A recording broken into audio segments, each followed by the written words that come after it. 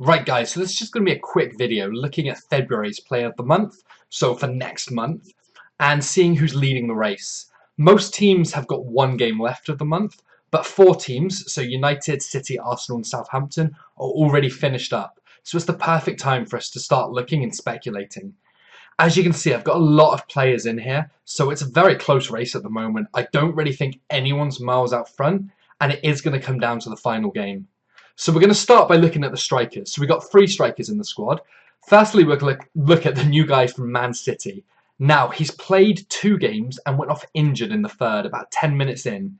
He has had a fantastic season so far, though, and in the two games he's played, he's scored 3 goals, assisted once, and was man of the match.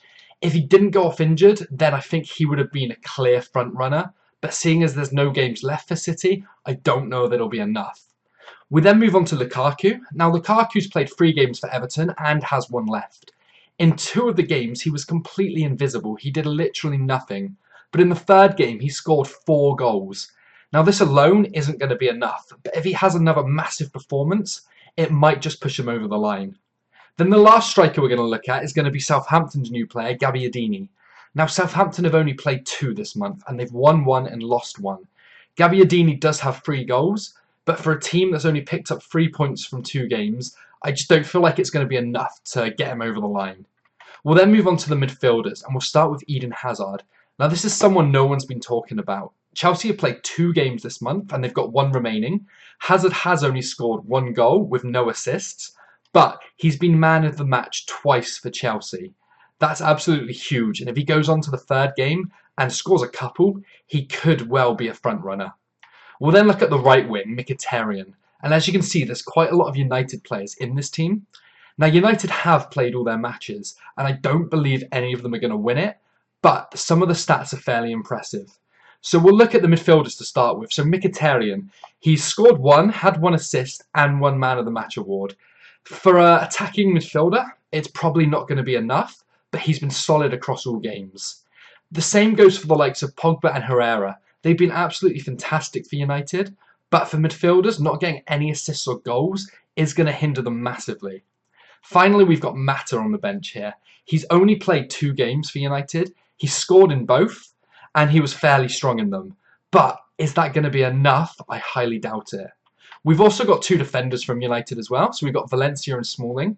Now, Smalling's only played 2 and a bit of a game. Valencia's played all 3.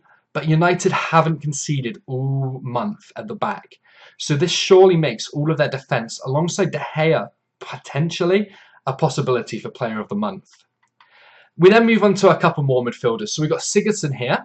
Now, Sigurdsson's had an alright month. He's played 2 games so far for Swansea. He's got himself 1 goal, 1 assist. But his big match came on the 31st of January, just before, where he got a goal, assist and a man of the match. Unless he has a big game in the final game of the month, then I can't see him winning this one. Schneiderlin is an outside bet, so he's been super solid and super strong for Everton all month. But again, as a midfielder, he's got no goals or assists. So going into the last match, if he has a big game, he does have a chance. We then get onto the back line, okay? So we're going to start with Hull. Hull have had a pretty fantastic month so far. They've won 1, drawn 1 and lost 1. The keeper, firstly, Jakupovic, he's conceded 2 goals when they lost against Arsenal last time out, but then he had 2 clean sheets before that, including 1 man of the match. Obviously, the same goes for their left-back, Robertson. 2 clean sheets, conceded 2 against Arsenal, but as an outfield player, he hasn't scored or assisted, which usually would help a fullback especially. We've then got a couple of defenders as well, so we'll start with Swansea's centre-back here, Mawson. Now, he's played solid for the 2 games he's played, and on the 31st of January again, he had a great match. That doesn't come into consideration, sadly, but if something's tight, the judges may look into that. He's got 1 goal so far this month, but that's probably not going to be enough to earn him Player of the Month, so he would need a huge game in the last match. Then the final player we're going to look at here is going to be West Brom's defender, McCauley. Now, McCauley has played all 3 games. He's only kept 1 clean sheet and conceded 3, but West Brom are unbeaten all month. They've won 1 and drawn 2. He's got 1 goal to his name, but he's been super solid for the whole month. If he scores a couple, scores 1 assist and keeps a clean sheet in the last game of the month, we really could see a defender winning this. Obviously, it's a little bit early to speculate as to who's going to win it, but between them, we have some obvious front runners at the moment. But I think everything's going to come down to the final game of the month. So what we want to be doing is watching, keeping up to date on the scores, and then investing accordingly as to who has the best game out of these potential players.